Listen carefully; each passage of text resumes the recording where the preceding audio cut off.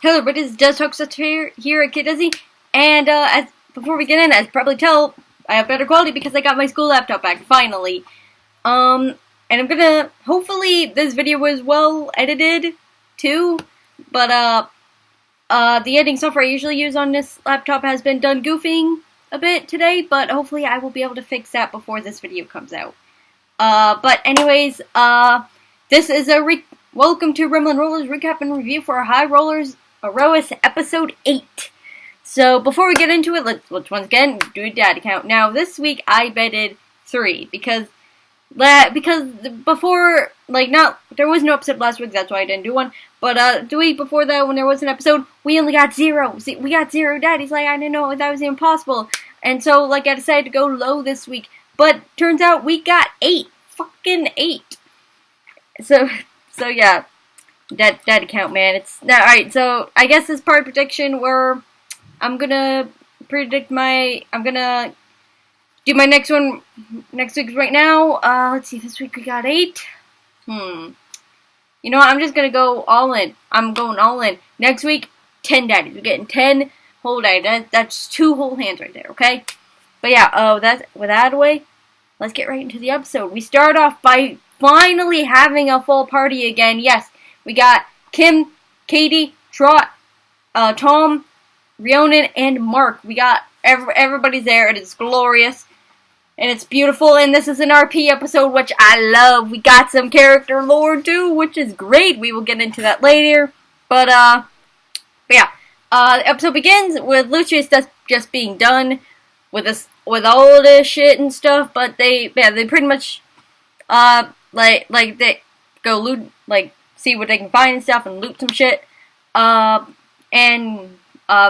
they send Echo to scavenge, to look around and see what there is, but don't really find anything.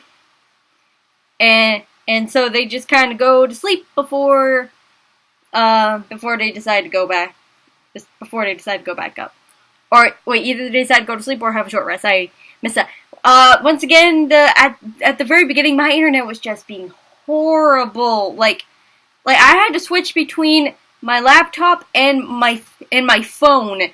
It was being so horrible. Just absolutely awful. But thank God, later in the episode, after the first quarter, internet started to get better and stopped freezing, so that's good. I gotta say they rest, and Ayla once again feeling lightning stuff. So I'm starting to think at this point she is basically Thor.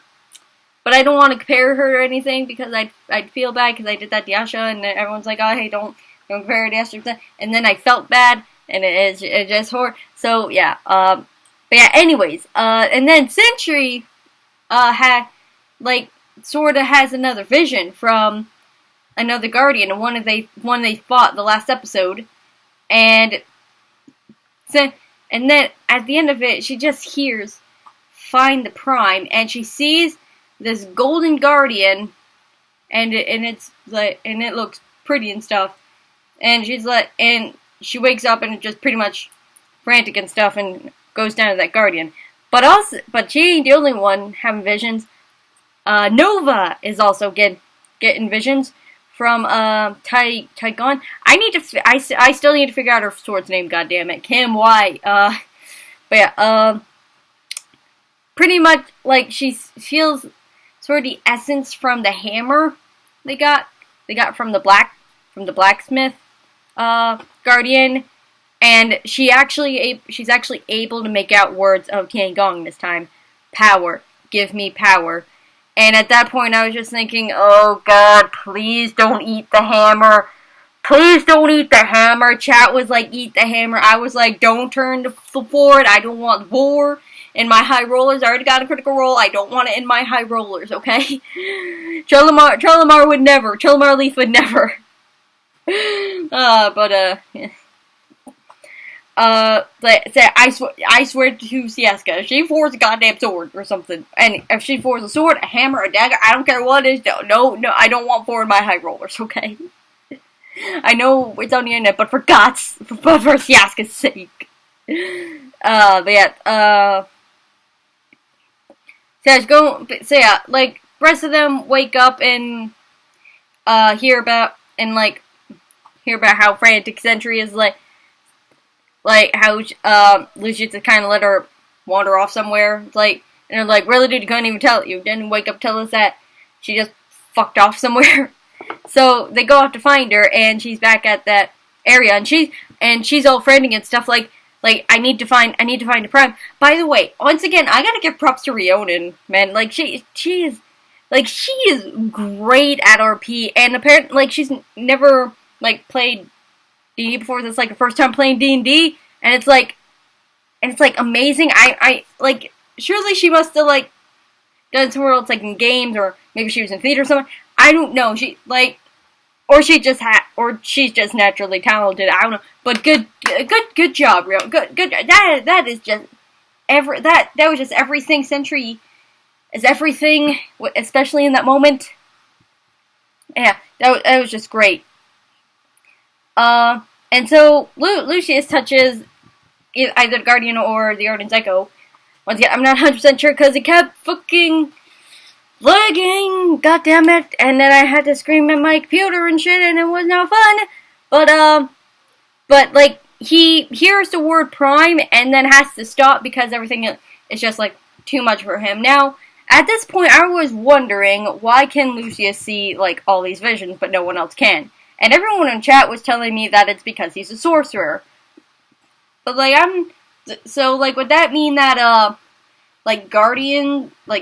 Guardians are, are made due to sorcery? Because Mark literally says in this episode that really nobody knows how Guardians are made, really. They don't know what they're made of or what. They don't know how they work. So who the fuck knows, man? So maybe it's because he's a sorcerer, or maybe it's Maybelline. I don't know. But yeah. So they climb out of there. They all suck at climbing. Quill, he has one wing arm thing. That's an excuse. That's reasonable. But Nova just sucks. I mean, I would too. So yeah. But yeah, they're all just bad at climbing. And so when they get out, we get some backstory, which is at this point my computer stopped freezing all the goddamn time, which was a miracle because I got to listen to all this backstory, and it was glorious because I love this shit. I ate it up. And they ask Quill, how he lost his arm and stuff. And he talks about how he was in a guild. He was in a guild of messengers, and he was one of the best at his job and stuff. And when Lucius was congratulating Dad's oh man, good for you, man. Lucius felt bad about it because he can no longer do what he was best at. So I wonder if we're gonna go deeper into that with Quill, because I would love to see that. Okay, I love me some character development. We love character development in this channel, or at least I do. I don't know if you guys. I love me a good story with growth and plot and everything. It's just beautiful. I love it. I eat it all up. Anyway, back to the backstory. He was sent on a mission to separate the bad from the good, the bad messengers from the good messengers, and go through the Valley of Storms, which we learn that it's in a continent called Foxar or something like that. It's apparently it's a storm that never dissipates, and it's either there because of the god or goddess Hesper, or because of a blue dragon. But nobody really knows about this place except for the Aarakocra, but they keep it a secret. They like anybody else, they don't even, it's just kind of a legend to everybody else. Yeah, so he flew through that storm, and he said that he shouldn't have gotten hit because there are safety precautions and stuff to make sure they don't get hit, but he got hit, and he got hit by lightning in the wing, and he fell, and he said he should have died, but he didn't. And when he woke up on the ground, he saw Hesper, or what he thinks was Hesper. And then after that, he found, he went back to the mainlands, found Sentry, and here we are. shortly after, and here we are. So I don't think it's been that long since he lost his wing. And I want, and Hesper, so that's the, since he's part cleric, he's multi-class cleric and bard, so Hesper is definitely the cleric he's, definitely the god or goddess he's a cleric for. I'm pretty sure it's a god, but feel free to correct me in the comments if I'm wrong. And that's where he got a clerical's powers for, which, by the way, Lucy said he lost a wing and gained magical abilities, but Quill doesn't think it's a fair trade yet. When Nova asks if he would want his wing back, Quill says, not yet. He pretty much just says not yet. It's what, he seemed pretty goddamn down and about that he doesn't have his wing anymore because he was the best of the best. Why wouldn't he want his wing? Unless maybe he's hiding something? I just thought of that. Did Hesper, tell him something? To do something? Maybe? And then he'd get, his wing back or something? I'm curious. Is Quill hiding something? Is Quill, Claw hiding something from us? I'm curious, man. I'm gonna keep my eye out for it. I'm gonna keep my eyes, my ears, my everything out. I was writing this all down frantically. At that time I couldn't really think of much because, especially right after, because that is when we get some Ayla backstory. My girl Ayla coming in with that backstory, at least a little bit of backstory. Alright, so, I wrote down a lot of notes for this, okay, guys? More notes than I have the last episode. A lot more, thanks to this lore dump. But I absolutely love lore dumps. Keep it coming, guys, please, I love this. I love this so much. We learned that Ayla's lightning ability started recently, so it's it wasn't there for, her entire life. They started quite recently, around this time, and the clan how she figured out the clan that she left wasn't her real clan, and that's why she left to go find it, because nobody there had lightning powers and shit, but she learned that the clan that when she was younger she was abandoned and the clan took her in. So I don't know if it's baby age or toddler age. I don't know.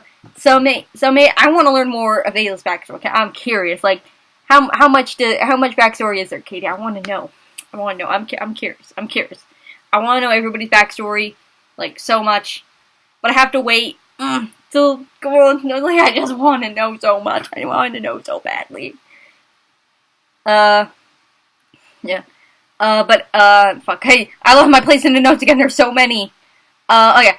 But, before she left, they gave her a tartan. I don't know, it's just basically Scottish thing, where it's basically it's a thing, a pattern, something, I'm not 100% sure, a plaid, kind of a plaid thing, that resembles your Scottish, clan, apparently. And I'm pretty sure it's the one that is on her character art, which hopefully if I can get my editing software to work, I put up here right now. And if not, just Google a picture of Ayla. It's pretty easy to spot. I even mentioned it in my reaction video for seeing Ayla,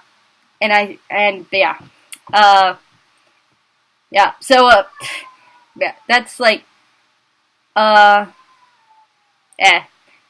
Ramblin' Rollers. I don't know what the fuck I'm doing anymore, but, so, I'm still trying to find my way in notes. I wrote a lot, okay? I wrote a lot of notes this episode of, that's pretty much all we know about her backstory so far. I wonder where she's from. So, basically, oh yeah, I forgot to write this down, but, the thing they gave her, nobody knows what it is, or what clan it came from. We don't know if they're gone, they disappeared, they, got killed off or something. I want to know. I'm actually quite curious myself. Maybe was she a part of was she actually supposed to be a high elf maybe, but turned to what? But well, who knows? I'm so excited to learn. I cannot wait for this shit. I was also looking forward to it. I was also talking about how I was looking forward to her arc and her story in the Ayla first appearance video. And now I'm still excited. We get a tiny bit more of her lore, and it's beautiful. I love it. I can't wait for more. How is she gonna go through her character? It's what is her plan? Is she gonna how is it gonna change her character? Will she think of herself as different? I'm excited. I'm excited. I don't know what I'm doing, but I'm excited. It's probably gonna be a long ways away. Fucking the first arc, Lore's arc, took nearly I think 30 episodes, or even that's too short. I think it took more around 40 even, maybe 50. I don't know. It took a long ass time to get to High Roller's first character arc. So we might not see Ayla's arc for quite a while now. But hopefully we get drops a tiny bit of hints, okay? And if we have an Ayla arc, does that mean we're getting a new Nalistri? Then again, nobody can replace my boy Nalistri. No, nobody can replace my elf son, who is pretty much literally me. I relate to Nalistri a lot. Back to the episode. Alright, so they're taking another long rest, and Lucius hears weird sounds at night, and he freaks out, wakes everybody up. Guys, here's this weird sound. And it's a cow. It's this fucking cow. Everyone's like, dude, it's just a cow. I'm going back to sleep. Milk it or something. I don't care. I'm going back to sleep. And then he goes, Lucius goes over to the cow. Mark does his epic ass description of a fucking cow. A fucking cow. And, and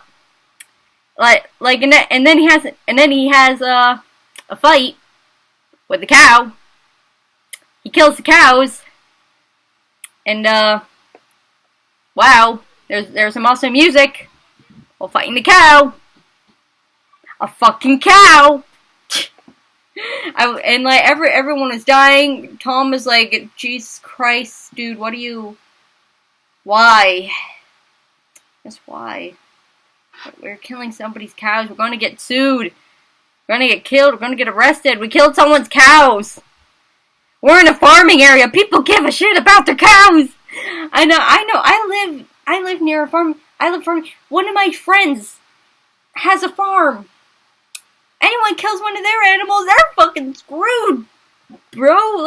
I've heard stories. I've heard stories. Farmers, they like their animals. Don't fuck with a farmer's animals, man. Jesus. Alright, moral of this episode, don't kill people's cows. That's just rude.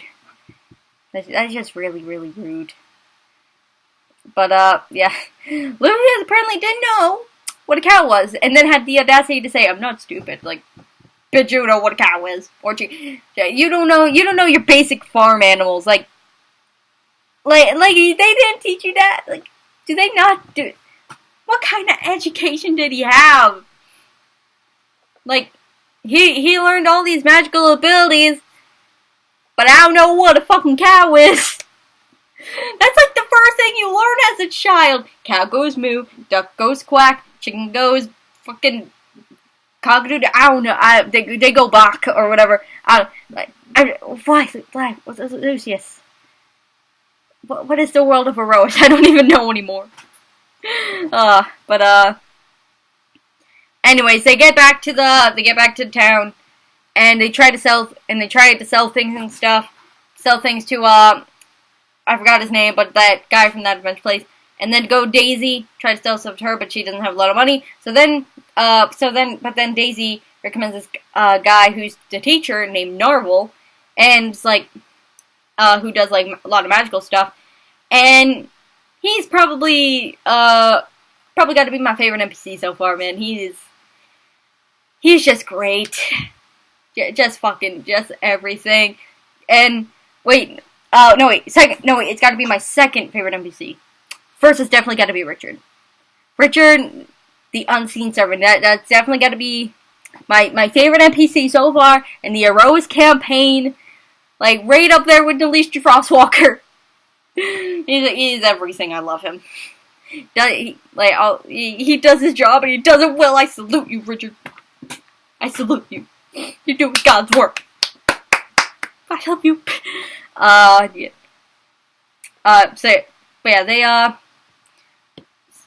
They basically, they get some stuff identified. One of the things being the spear tip.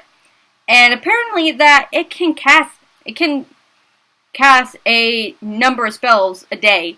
I couldn't write them down because he was, like, speaking fast, and I was like, because I was busy typing the fact that it could cast a number of spells a day, that I forgot to see what said spells were. But, it's quite a few spells.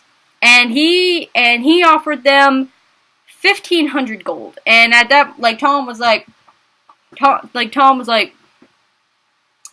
did that bitch just say 1,500 gold? He was pretty much like that. And it's like that is a lot of gold, man.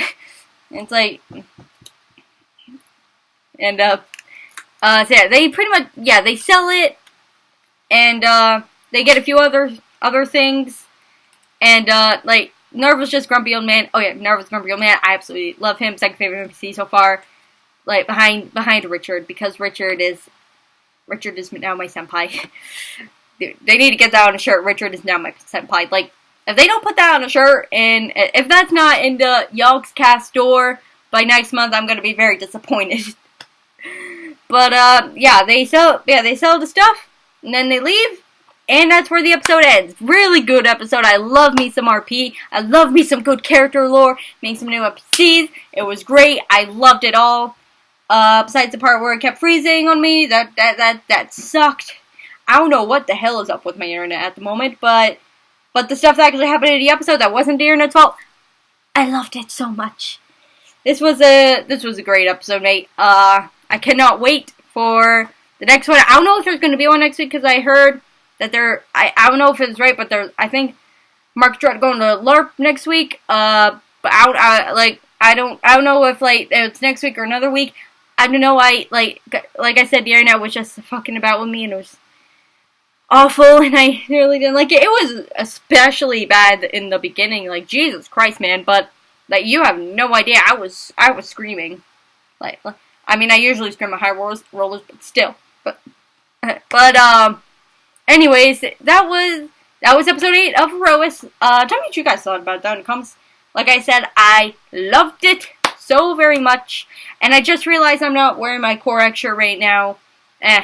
But yeah, that was Aerois episode 8.